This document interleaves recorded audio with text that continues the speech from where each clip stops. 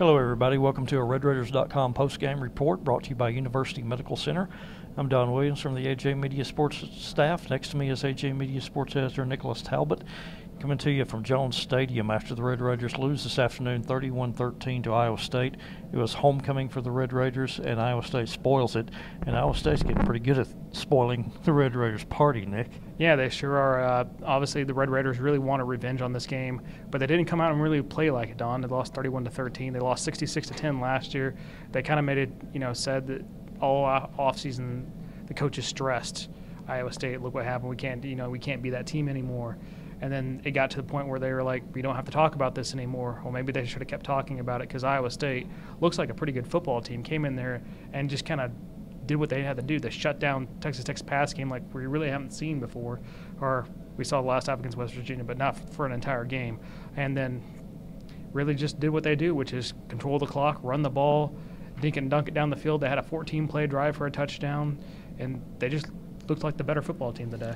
Yeah, and it was very, I think it's very interesting because we've talked about this before, how seems like the way to stop the air raid offense, or at least Texas Tech's version of the air raid offense, is to rush 3 or 4 guys and drop 7 or 8 guys. Iowa State did that today.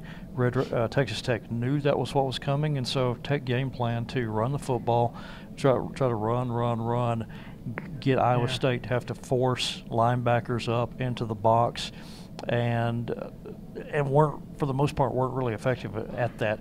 Did have some success running the football, but not enough. Not big gainers. Not enough to change. Not enough to get Iowa State out of doing what it wanted to do. Right, which is what we talked a lot about the game in the press conference. They talked about this 3-cloud defense.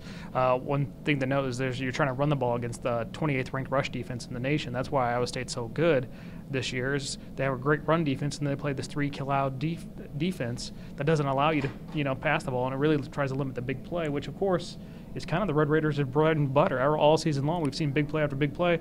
Today, the longest play through the air, 20 yards. And the longest running play, I think, was something in the teens, if I remember correctly. Yes. And I guess 14.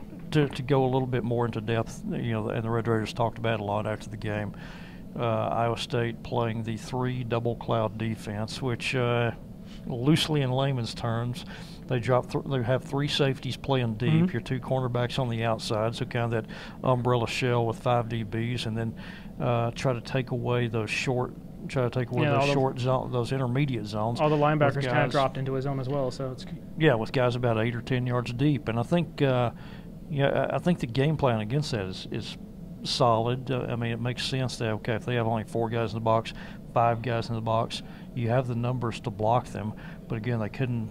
While they ran okay, they didn't run great, and it led to some really bizarre offensive, a really odd offensive scene here at Jones Stadium. Yeah. Particularly at halftime. Texas Tech had 22 carries for 79 yards, and then those passing yards. And I was going to say Nick Shimanek was 9 for 11 for 18 yards. He completed 9 passes for 18 yards. 2 yards of completion. And I think what the big difference between last week and this week, which they both kind of run a similar defense, is that Iowa State has a good rushing defense. West Virginia didn't. So early on, Texas Tech was able to get those big rushing gains to kind of make it a game and pull away. In the second half, though, West Virginia tightened that up, and we had the same outcome we did today.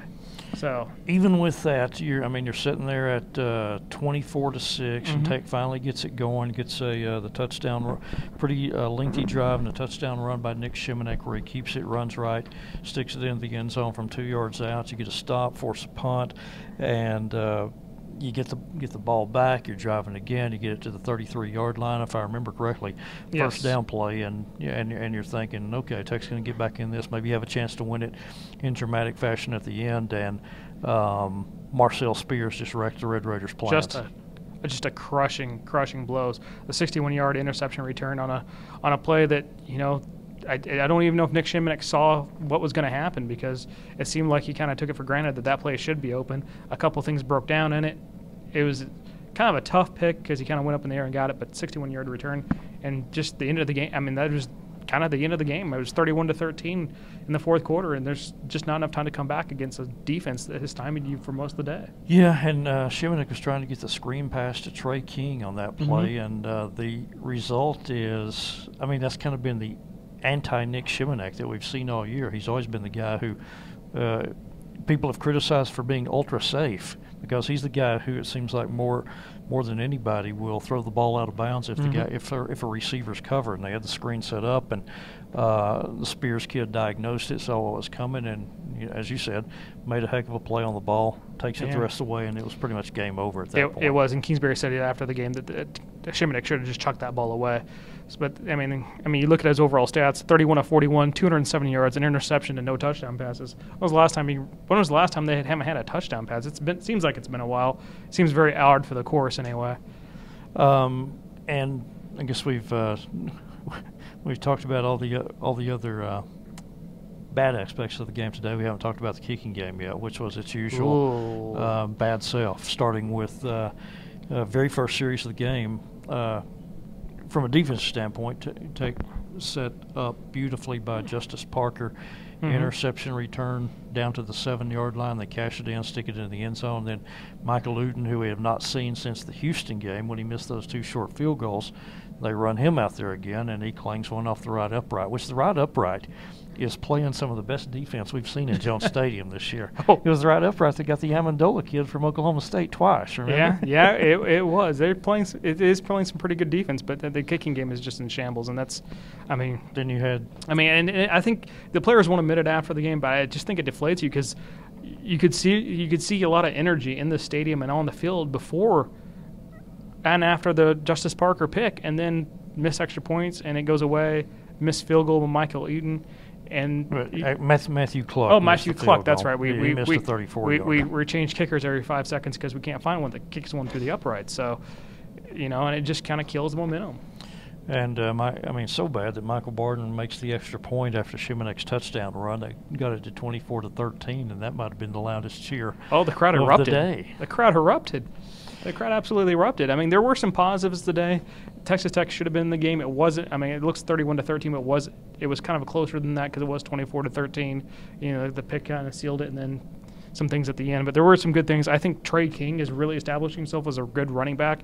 He had 20 carries for 82 yards a day. He looked good when he could get going. It just wasn't enough to establish the run game because Justin Stockton, who we haven't touched on, was out for the game, so he didn't really have a 1-2 punch. Yeah, Justin Stockton there early in the game he took a screen pass also, takes a big hit.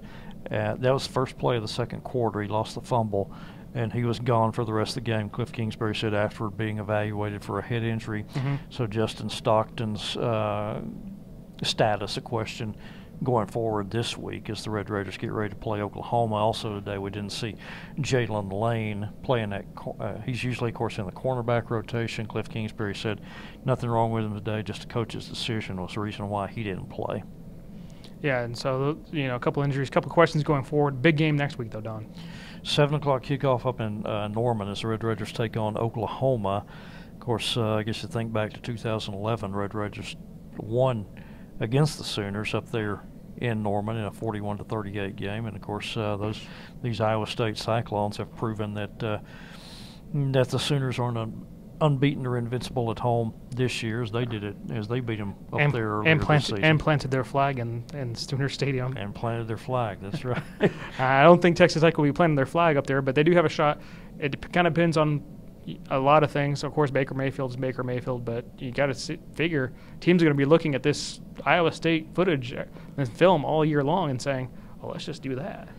Yeah, and I was going to say it'll be kind of interesting to see because, we've seen West Virginia do this against Tech and have success. We've seen Iowa State do it against Tech and have success. Both of these teams have done it a couple of years in a row now.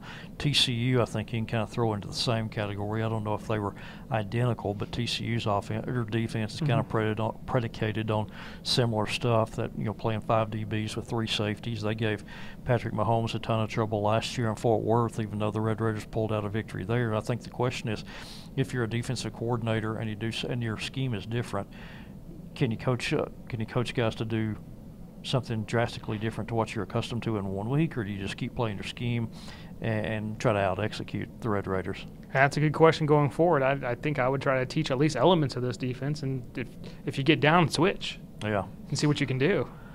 So that'll, I guess, put a wrap on it for us for this afternoon. Again, Texas Tech, a 31-13 loser to Iowa State. Red Raiders have lost 2 in a row now, dropping them to 4-3 this season and 1-3 in the conference. Again, back at it 7 p.m. next Saturday against Oklahoma in Norman. We'll have continued full post-game coverage of Texas Tech, Iowa State in the pages of the Avalanche-Journal, also online at Lubbock Online and RedRaiders.com. So stay with us. We appreciate you tuning in. And for our engineer, producer, Brad Tollefson, for AJ Media Sports Editor Nicholas Talbot, I'm Don Williams. Again, this has been a RedRaiders.com post-game show brought to you by University Medical Center.